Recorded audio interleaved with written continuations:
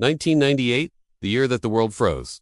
Welcome back, everyone. Today we're going to be exploring this incredibly eerie theory that time actually froze in the year 1998, and everything since then has been part of a simulated loop, controlled by some unknown force. This is an extraordinary idea, but it does have its merits, which is why we're going to dive into all of the reported instances of time, anomalies, the Mandela effects tied to the late 90s, and the possibility that we all reliving the same few years on repeat. How did we get here, and why don't more people remember these events from the late 90s? Let's get started. We're going to start with the original source of this theory, a man who goes by the name of Rohan and runs a channel called Stillness in Time. Now, he doesn't go so far as to say that time literally froze, but he does believe that there was some sort of shift or glitch in the timeline around the end of the 1990s and that something strange is going on. One thing he points out is that the last time that the Gregorian calendar had a major change was in 1999.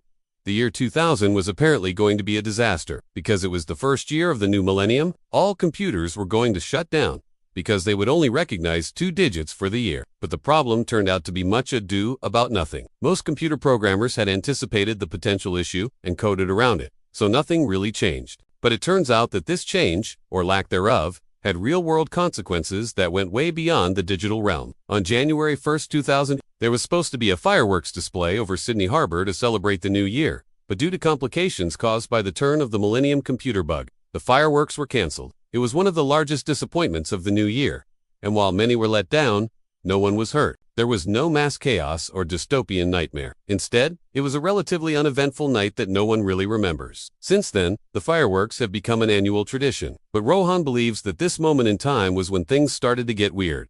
Something shifted. In 2012, a series of random blackouts began happening across the world. People would be completely fine one moment, and then the next, they would experience what felt like a memory lapse. In reality, time had simply stopped for them for a few seconds. They didn't realize it at the time, but they were experiencing what is known as a micro or partial memory lapse. Some might be able to recall fragments of what happened during this time, but the majority of the incident is completely lost. There is no record of it. It's as if those few seconds never existed. While these incidents were rare at first, they became more common, and eventually they began to happen multiple times per day. Again, people couldn't tell what was happening. Why were these gaps in their memories seemingly getting bigger and more frequent? It was until one man noticed a pattern in his own lapses of memory that he realized there was a much larger explanation at play. He looked back at his own personal history, specifically at old photos, and that's when he noticed something very unsettling. Nearly every photo he took after the year 1998 showed him with gray hair. He was almost entirely bald.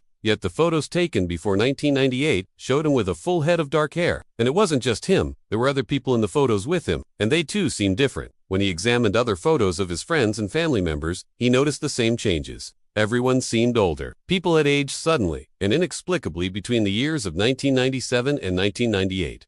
While these observations may seem trivial, they actually point to a very disturbing conclusion. If these photos were taken at different times, this would mean that time itself had changed, that our perception of time is completely off. That would also explain the micro-memory lapses. If time is not moving forward as we think it is, then it stands to reason that our memories would be affected. These microlapses are proof that something has gone wrong with the timeline. We reliving in a sort of half-remembered dream state, where days can feel like weeks or months can pass in mere seconds. This isn't just a personal experience either. Many others have come forward claiming to experience similar phenomena. And it's not limited to just lapses in memory. There are other subtle signs that the world is not how it seems. Take, for example, the Mandela Effect. This is a phenomenon in which a large group of people all share a false memory of an event or detail. For example, many people swear that Nelson Mandela died in prison in the late 1980s, even though he was released in 1990 and lived until 2013. The most popular Mandela effect is the misremembering of the Berenstain Bears as the Berenstain Bears. And there are countless other examples. Now, some might try to attribute the Mandela effect to the unreliable nature of human memory, but there are simply too many shared false memories to ignore. The question is, why do so many people seem to remember the late 90s so vividly? Why are there so many Mandela effects tied to that time period? It's almost as if we're all trying to collectively remember a past life. Or perhaps we are. As all of these memories resurface, we begin to feel like we're living in the past. Our senses heighten, and we begin to notice small details that others have missed. We pick up on sounds, smells, and sensations that make us feel like we've been transported to another time. At first, it might seem like a fun, whimsical experience, but it quickly becomes clear that there is something sinister at play. Someone or something is controlling our memories and manipulating our reality. And just when we think we're starting to understand what's happening, the ground shifts again. We experience another memory lapse, and everything goes black. Then we wake up, confused and disoriented. It's like a scene from a horror movie. But instead of waking up in a dark room, we find ourselves back in our own bodies, living our lives as normal. Except we don't know if anything is normal anymore. We don't know if we can trust our own memories or the people around us. We don't know if we can trust anything. If we're living in a simulation and someone is controlling it,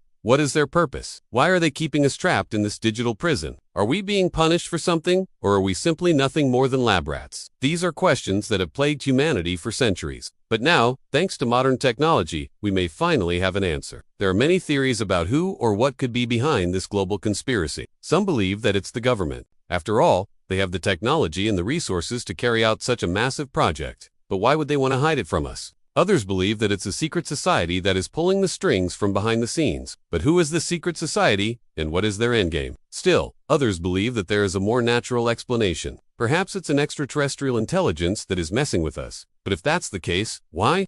The truth is, we may never know for sure. But that doesn't mean we shouldn't try to find answers. We need to keep pushing forward, keep asking questions, and keep searching for the truth, no matter how uncomfortable it may be. We owe it to ourselves and to future generations to understand what's happening. So let's keep searching for the truth.